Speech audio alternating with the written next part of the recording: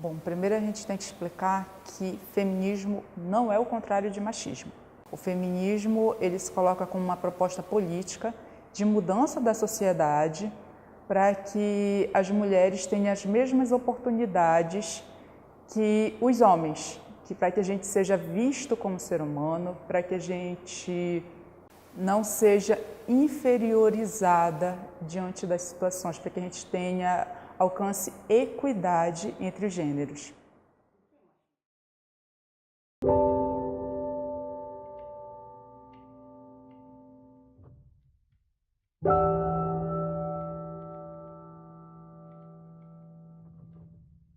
O machismo é o que a gente vê hoje, não, a gente vê sempre, né?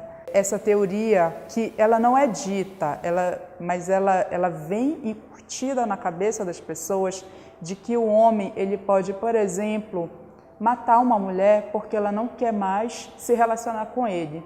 E é por isso que a gente tem esses dados sobre feminicídios. Então, assim, o homem ele se coloca numa situação em que ele sente que ele pode, inclusive, dispor sobre o corpo de uma mulher. Ele é um ser humano, mas a mulher, ela é menos do que isso, ela é uma mulher. Então, por ela ser essa mulher, essa coisa dele, ele pode estuprar, ele pode matar, ele pode inferiorizar. Então, assim, o machismo é essa crença que ela não é ensinada, ela não tem um livro explicando isso, né? Mas que ela vem sendo ensinada para a sociedade ao longo de todos esses tempos, de que a mulher ela é uma cidadã de segunda classe, de que ela é inferiorizada em relação ao homem. O homem ele é o herói, o homem ele se coloca como o dono da casa, né? Então, assim, a mulher é sempre aquela que está ao lado ou a um passo atrás do homem. O feminismo é uma coisa que não existe. Não existe. Aí sim, seria o contrário do machismo. Seria a mulher se colocando nesse lugar do homem, em que a gente teria um número expressivo de homens assassinados porque eles deram fim a um relacionamento, né? Em que a gente teria um número expressivo de homens estuprados. Então, é uma coisa que não existe, é uma coisa que irrita os homens na internet, que a gente fala, é como a misandria, né? É uma coisa que só irrita os homens na internet, mas que faz 0 vítimas todos os dias, enquanto que as mulheres continuam morrendo. Enquanto a gente está falando aqui, tem mulher morrendo no Brasil por causa do machismo.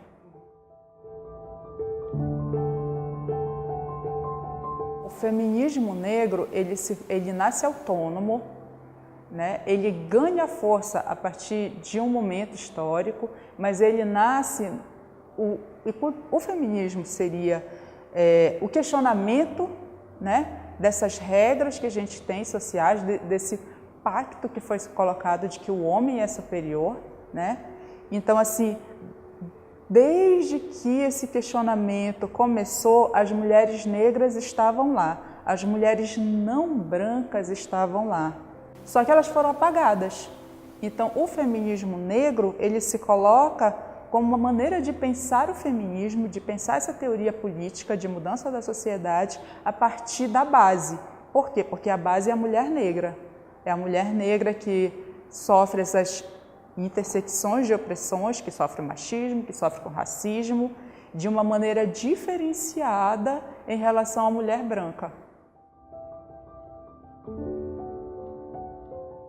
A interseccionalidade é quando a gente analisa todos os marcadores sociais que um corpo carrega. Então, uma mulher negra, ela é mulher negra, ela não é mulher e negra, ela não é mulher e negra, e lésbica, e trans. Em todos os lugares onde ela anda, ela carrega todos esses marcadores sociais.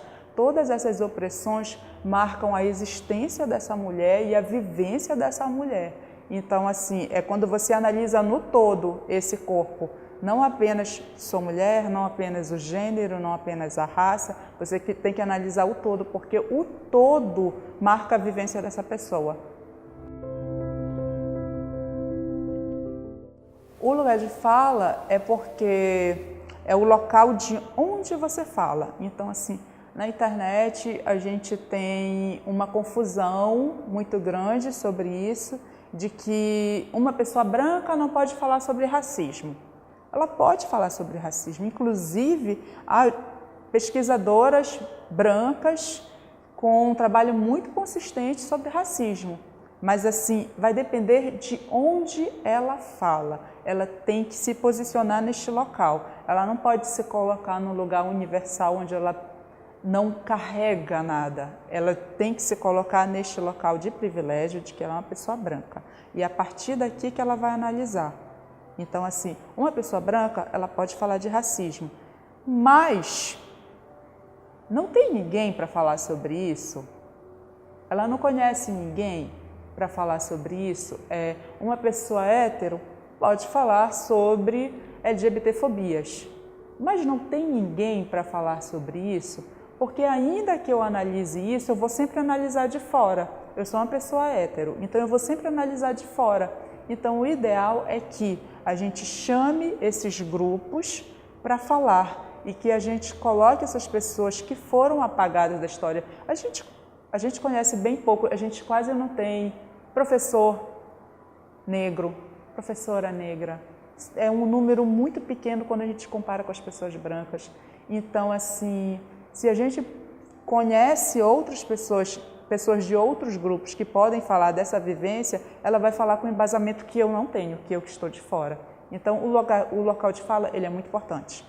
Mas o mais importante é que a gente dê espaço para essas pessoas, para que elas falem, porque elas sempre tiveram voz, mas elas foram invisibilizadas, foram apagadas, e a gente precisa, se a gente tem algum espaço de privilégio, a gente precisa inserir essas pessoas nesse espaço. A gente tem que repensar a nossa vivência a partir do que a gente tem como privilégio para trazer essa pessoa para esse espaço. Porque se eu estudo em determinado local, vai ter uma palestra, não tem nenhuma pessoa negra aqui. Por que essas pessoas negras formam mais da metade da população brasileira? Por que não tem nenhuma pessoa negra aqui? Por que não tem nenhuma pessoa trans aqui? O que eu vou fazer para mudar isso? Então, assim, o lugar de fala é muito isso, de você trazer essas pessoas, de você jogar essa voz para que essas pessoas possam ser ouvidas mais vezes, para que esses corpos sejam vistos, por aí.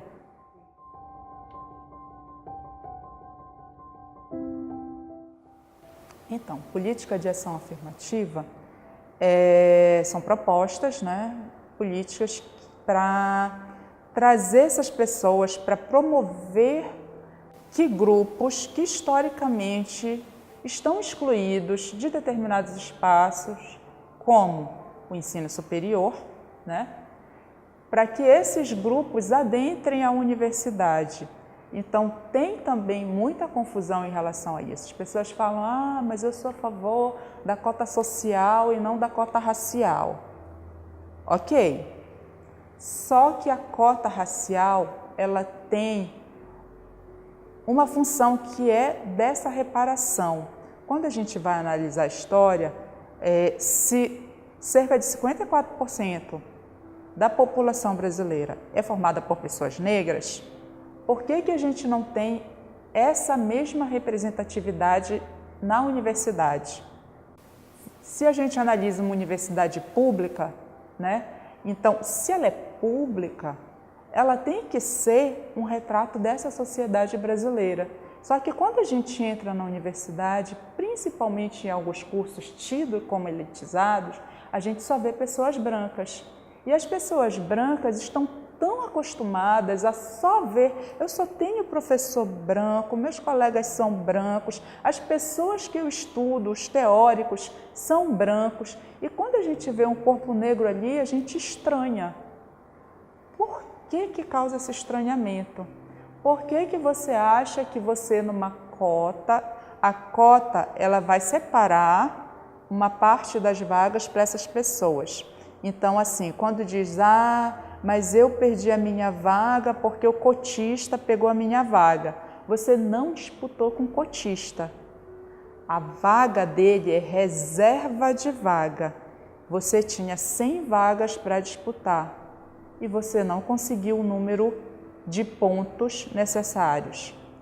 Aqui, o dos cotistas, eles só vão disputar entre eles. Por quê? Não é que eles não são inteligentes, que eles não têm capacidade, mas é que o racismo, a opressão de classe, ela é diferenciada. Então, assim, a cota está aqui entre as pessoas que vieram da educação pública, né? Por quê? Porque o aluno da escola pública, ele tem uma vivência que é diferente do aluno da escola particular. Porque este aluno aqui, às vezes não tem professor, às vezes não tem cadeira, não tem ventilador. Este aluno aqui, ele tem o professor, ele tem a cadeira, ele tem o reforço, ele tem a internet, ele tem aula todos os dias. Então, a gente não vai colocar que essas duas pessoas, elas estão disputando em pé de igualdade, porque elas não estão. Então, assim, a política afirmativa, ela é uma reparação para que a universidade não seja esse espaço branco, eurocêntrico, que não reproduz a sociedade brasileira. Não é essa a realidade que a gente vê quando a gente abre a porta, quando a gente anda na rua, a gente vê um mundo muito diverso daquele que a gente vive na universidade. Avanço aumentou muito o número de pessoas negras com acesso ao ensino superior, aumentou muito mesmo, mas o retrocesso é que ainda é em um número muito, quando a gente compara o número de pessoas negras na universidade com o número de pessoas brancas, o número de pessoas negras ainda é muito inferior ao branco. Então, assim, se a gente é mais de 50% da população, a gente tem que ter nesta mesma proporção. Não basta mais, a gente fala muito em representatividade na internet, né? É muito importante a representatividade, com certeza, mas a gente já tem que avançar esse debate para proporcionalidade. Não adianta a gente colocar uma mesa enorme e botar uma pessoa negra ali no canto como ela sendo representativa. Não é, isso é cota, não é. A gente precisa fazer o quê? Proporcionalidade. Se eu tenho uma mesa com 10 pessoas, eu tenho que ter 5 brancas ou 4 brancas, porque é menor o número de pessoas brancas na sociedade brasileira, e as outras pessoas não brancas. Entendeu? Eu quero indígena, sabe? Eu quero conhecer mais indígenas, eu quero conhecer mais pessoas trans, porque a gente conhece na sociedade as pessoas trans estão aqui. Mas por que que eu nunca trabalhei com uma pessoa trans? Por que que eu nunca estudei com uma pessoa trans? Por que que eu não tenho professores trans? Eu tive um ou outro professor negro na graduação, mas trans eu não tive nenhum. Por quê?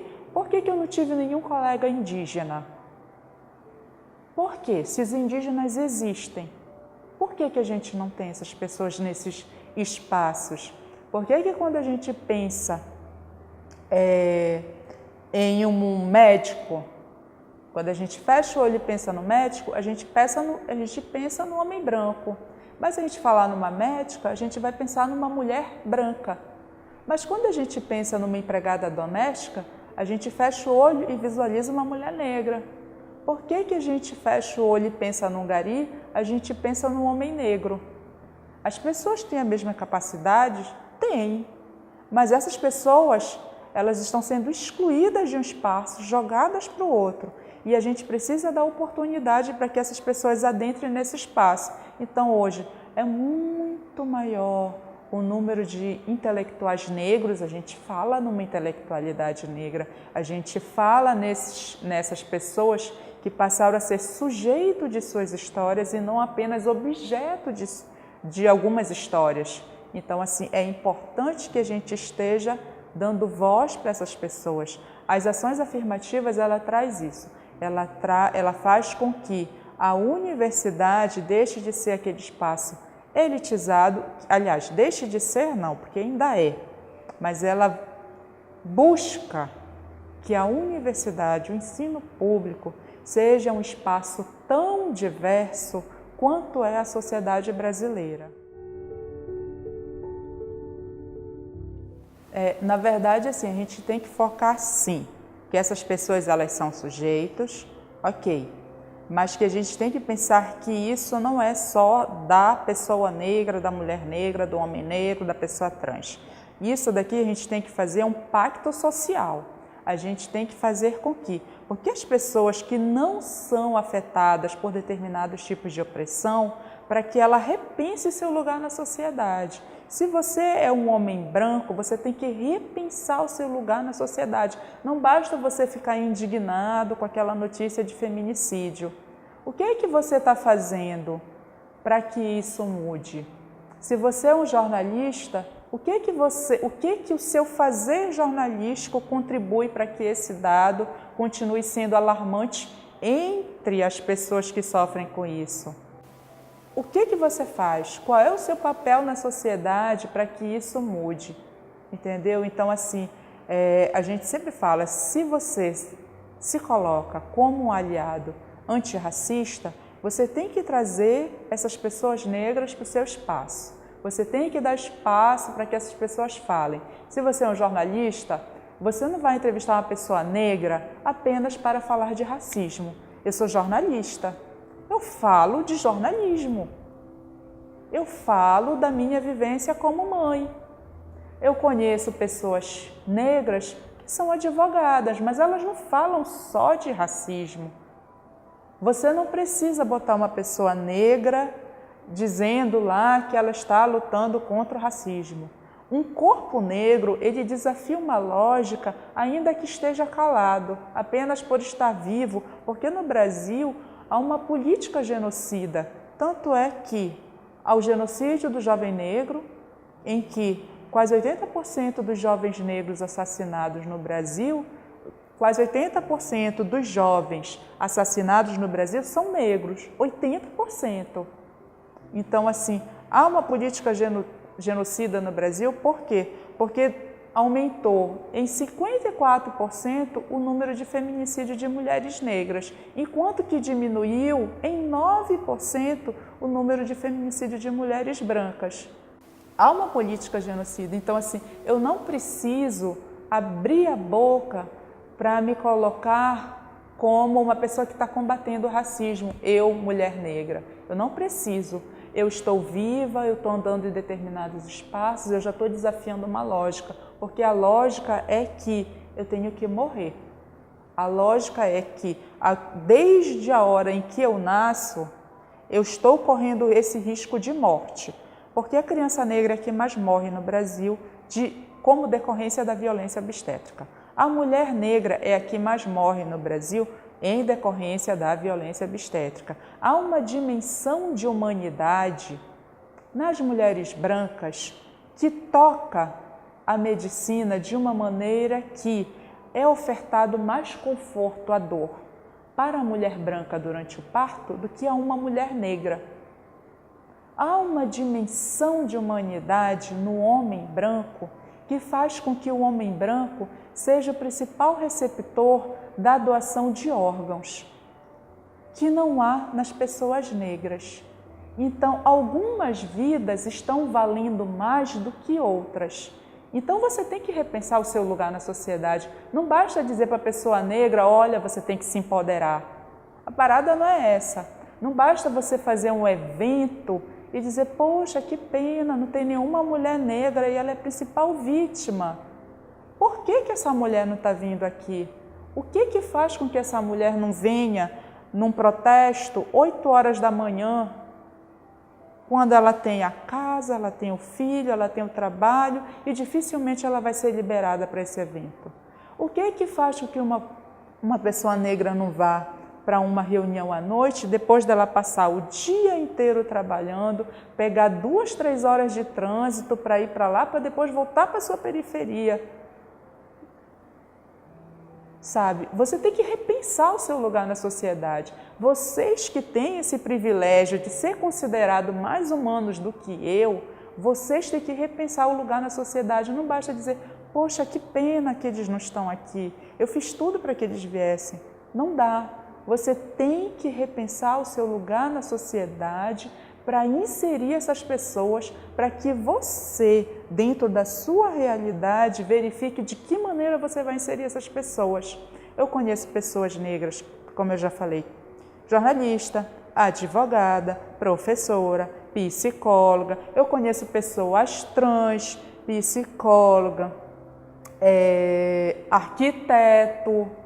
Então, se você é um jornalista, você vai fazer uma matéria sobre arquitetura, fala com uma pessoa trans. Ele não precisa dizer que ele é trans. Mas as pessoas vão começar a ver essa pessoa como referência, o teu público, o teu leitor, o teu telespectador vai começar a ver essa pessoa como referência. E não vai ser tão estranho olhar uma pessoa de turbante na rua quando você vê que ela também é uma psicóloga. Ela também pode falar sobre a dor, ela pode falar sobre sofrimento.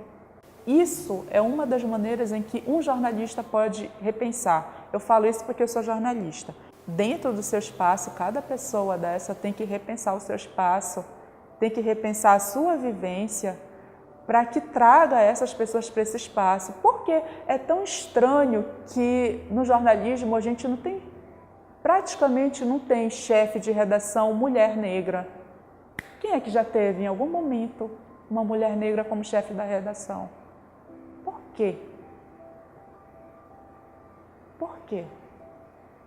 É isso que eu tenho que repensar isso, eu estou fazendo a minha parte aqui me preparando, mas você tem que pensar nisso, as pessoas brancas têm que pensar nisso, tem que repensar no seu espaço da sociedade, entendeu? Vocês, é um compromisso, quando chega nessas datas importantes, né? Não basta ser negro para lutar contra o racismo, você não é só uma camiseta, não é só uma hashtag. Você tem que trazer isso como uma política para a sua vida. Eu sou feminista negra da hora que eu acordo, da hora que eu durmo. Para eu estar aqui, ter uma pessoa tomando conta da minha filha, eu carrego a minha família inteira para esse processo que eu coloco como de transformação da sociedade. Então, está todo mundo aqui me apoiando e me empurrando para esse momento. O que você está fazendo?